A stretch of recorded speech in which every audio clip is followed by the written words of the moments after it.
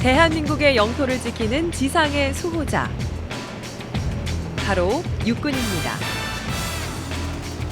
우리 육군의 전투력은 세계적으로도 높은 수준을 자랑할 정도로 그 위상이 뛰어나다고 하는데요. 한눈에 봐도 위용 있는 지상군의 모습. 이들이 있기에 우리는 언제 어디서나 안전한 삶을 누릴 수 있는 거겠죠.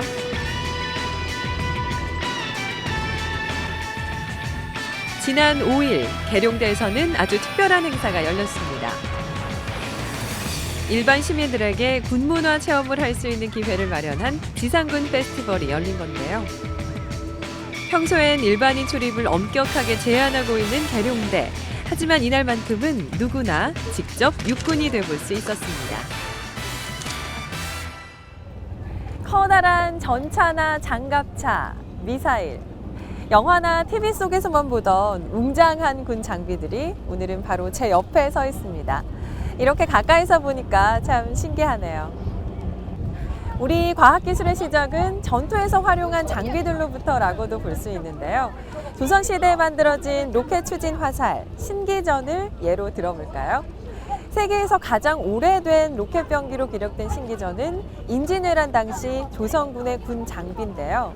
우세한 화포를 앞세워 외적을 물리치는 무기로 활약했습니다.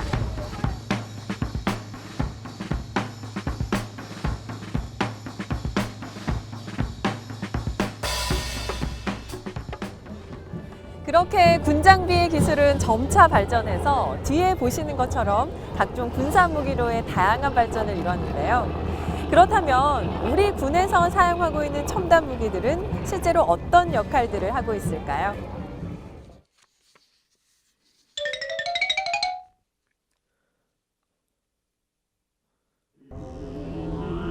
시대가 변해가면서 우리 군 기술에도 많은 변화가 찾아왔습니다. 병사 개인의 전투 장비에도 첨단 기술이 숨어 있다고 하는데 한번 살펴볼까요? 숨어 있는 적을 제압하는 작전 시범을 선보이고 있습니다. 무기와 몸에 부착된 첨단 장비 때문에 긴장감이 한층 더해지는데요. 와, 우리 군이 적을 단번에 제압했네요. 마치 미래의 전사가 등장한 것 같죠? 늠름한 장병들의 멋진 자태와 함께 눈에 띄는 것이 있습니다. 코브라 여기는 코브라 넷. 감도 체크 봐라. 코브라 여기는 코브라 소리가 넷. 아닌 진동으로 전달되는 마이크와 함께 다양한 장비들이 쓰이고 있습니다. 기존 작전 배낭이 20kg에서 30kg를 담을 수 있는 배낭을 지금같이 소형으로 제작하여 기동성이 용이하도록 제작하여 보급되고 있습니다. 그리고 이 배낭 같은 경우는 탈부착이 가능하여 언제든지 떼서 쉽게 기동할 수 있도록 제작되었습니다. 그리고 통신 장비 같은 경우는 내부 통신이 가능할 수 있도록 개인에게 마이크, 이어 마이크가 지급되어 교신을 실시하고 있습니다. 헌병특공대의 건물 진압작전 훈련이 이어집니다. 한 차원 높아진 장비와 더불어 무엇보다 늠름한 장병들의 눈부신 활약이 돋보이네요.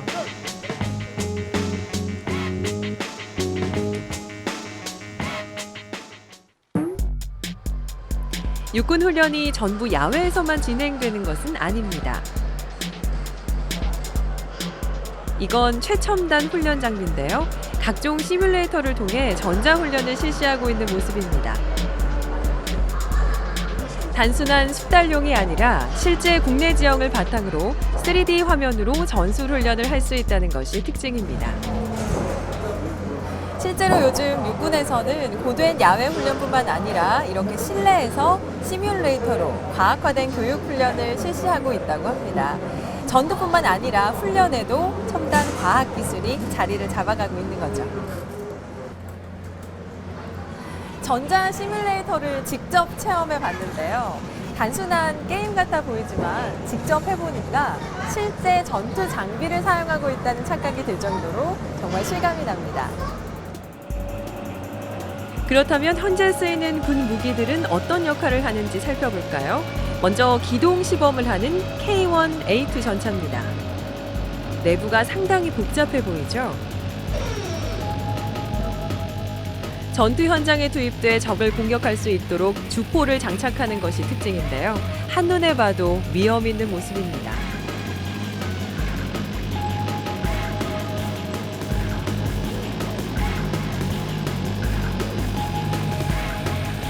그리고 이 전차에서도 기술의 진화를 엿볼 수 있다고 하네요.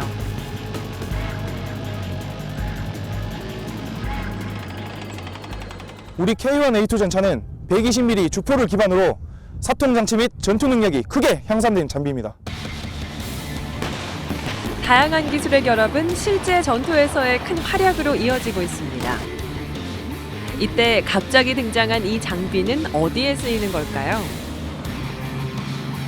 육중한 몸으로 기지개를 펴는 모습, 전차나 장갑차가 끊어진 길 등을 건널 수 있도록 돕는 교량전차입니다. 전차에 달린 교량의 길이가 무려 20m 정도라고 하네요. 곧 70m 길이의 교량전차도 만날 수 있다고 합니다.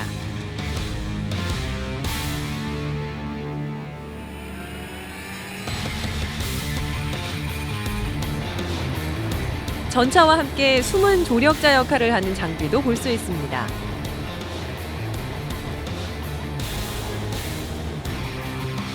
적의 공격에도 든든히 지켜줄 수 있도록 강철판으로 무장한 장갑차입니다.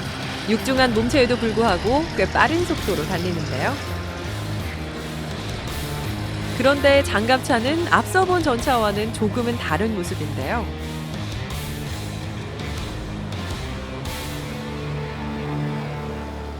전차는 적 전차와 직접적인 교전을 하기 위해서 주포를 가지고 직접적인 전투를 수행하는 차량이 되겠으며, 장갑차는 아군 보병을 적지 어디든 신속하게 수송할 수 있도록 만들어진 차량입니다.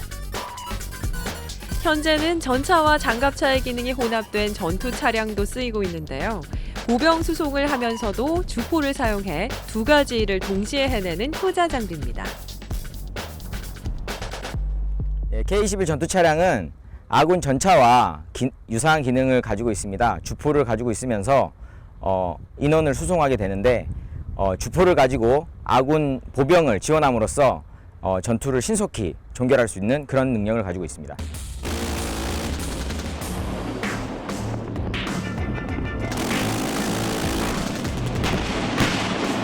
한국전쟁 당시 우리 군은 전차 한 대가 없어서 고전하던 적도 있었다고 합니다. 하지만 이제 전 세계에서 가장 우수한 장비를 갖고 있을 정도로 놀라운 발전을 이뤘는데요. 전쟁터에서 누구보다 한 걸음 앞서 늠름한 위상을 보여주고 있는 전투 차량. 미래의 활약이 기다려지는 이유입니다.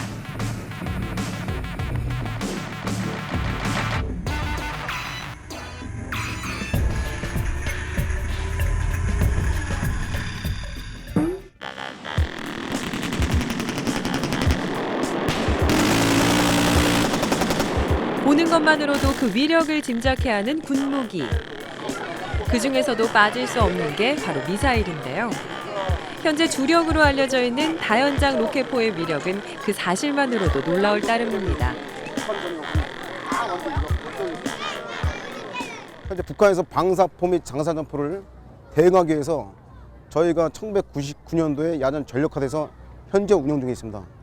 실질적으로 탄을 12발 동시 사격 시 잠실 축구장 4배만한 크기가 완전 초토화되는 지상 최대의 화력을 가진 로켓물을 할 수 있습니다. 거기에 지정된 만큼만 발사되는 로켓과 발사 후에도 목표물이 수정 가능한 미사일. 이 두 가지 기술을 동시에 가지고 있다니 정말 엄청난데요. 또 하나, 포탄에도 여러 종류가 쓰이고 있다는데 그 이유가 뭘까요? 적에게 있어서 지하 벙커를 타격할 수 있는 지하 벙커탄이라든지 아니면 입마 살상용은 기본형 탄, 그리고 전차를 요격할 수 있는 배트탄, 이런 각각의 특성을 살린 탄을 사격함으로써 적 부대의 그 특징을 바로 타격 요격할 수 있는 그런 탄을 저희는 사용할 수 있습니다.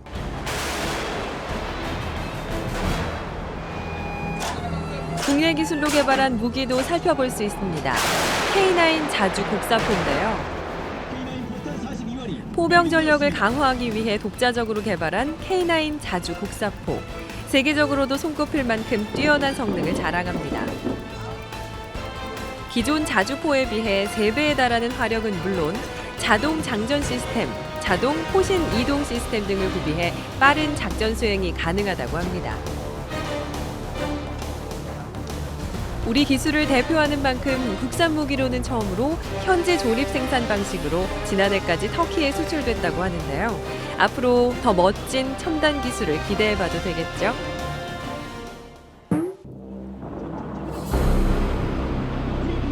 공격적이고 치명적 맹독을 지닌 파충류 코브라. 그러나 우리 육군에서 코브라란 이름은 적 전차를 잡는 공격 헬기로 더 유명합니다.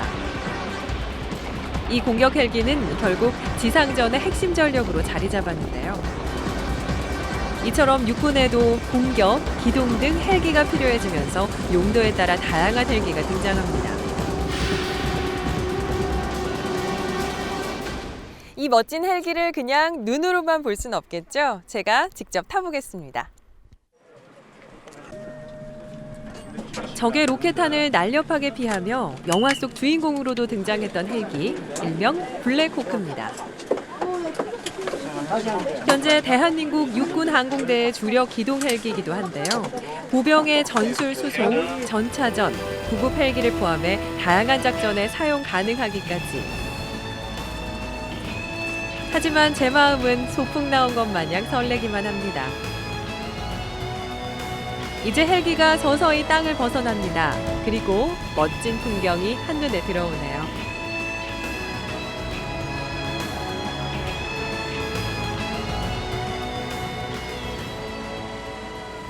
이렇게 큰 헬기에 처음 타보는데요. 전장에서 군인들을 수송하는 헬기라고 합니다. 한 번에 16명의 수송이 가능하다고 하는데 조금 시끄럽기는 하지만 생각보다는 편하네요. 하지만 전투에 나서는 군인들의 마음가짐은 저와 다르겠죠? 등장한 지 30년이 지났지만 그 웅장함은 여전한데요. 뛰어난 성능과 다양한 작전 상황에서의 활용. 역시 다목적 기동 헬리콥터계의 명작이라고 불릴만 하네요.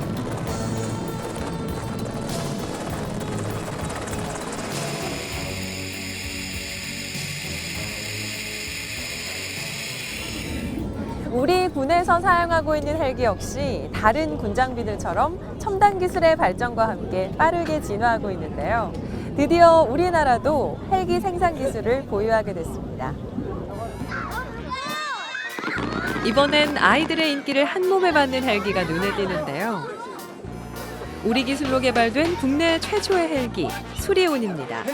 이로써 전 세계에선 11번째로 헬기를 자체 생산하는 나라가 됐습니다.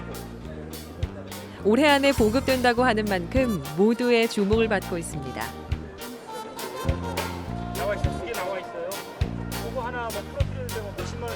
이 헬기는 그 예전에 월남전에서 사용했던 UH-1이라는 헬기를 대체해서 만들기 때문에 주로 전투 병력을 작전 지역까지 신속하게 그 공중 이동하는 그런 게 주 목적이고, 따라 그 외에 화물이나 물자를 필요한 지역에 공수하는 임무, 그다음에 또 지휘 통제를 할 때 공중에서 보다 효과적으로 작전 지역 내에 지휘 통제를 하는 그런 임무로 주로 사용되겠습니다. 지상전에서 큰 활약을 하고 있는 육군 헬리콥터. 그 성능을 향상시키기 위한 개발은 지금도 계속되고 있습니다. 이젠 우리의 기술로 만든 헬기가 상공을 가르는 모습을 지켜볼 수 있겠죠?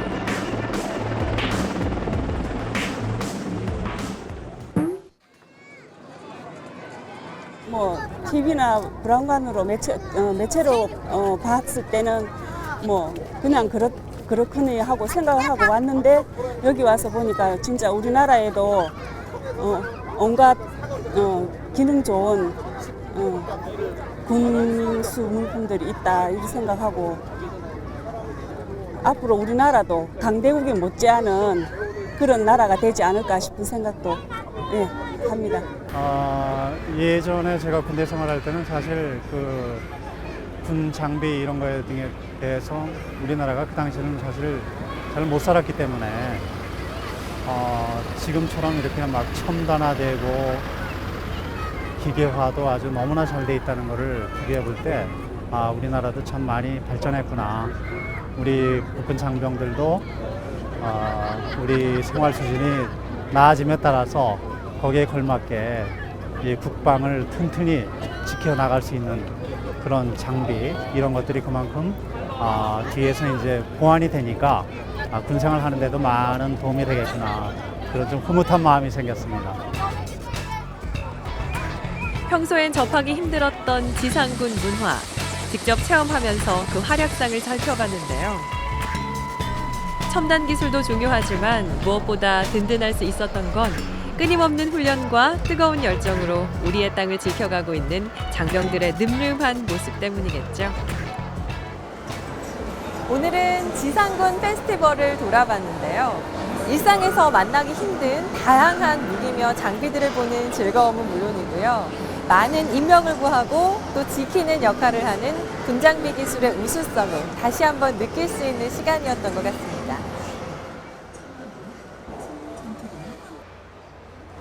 첨단 국방장비와 기술의 총집결, 나라를 지키는 늠름한 육군 장병들의 모습처럼 미래에는 한층 더 성장한 첨단 과학기술로 대한민국을 수호하는 모습을 기대해 봅니다.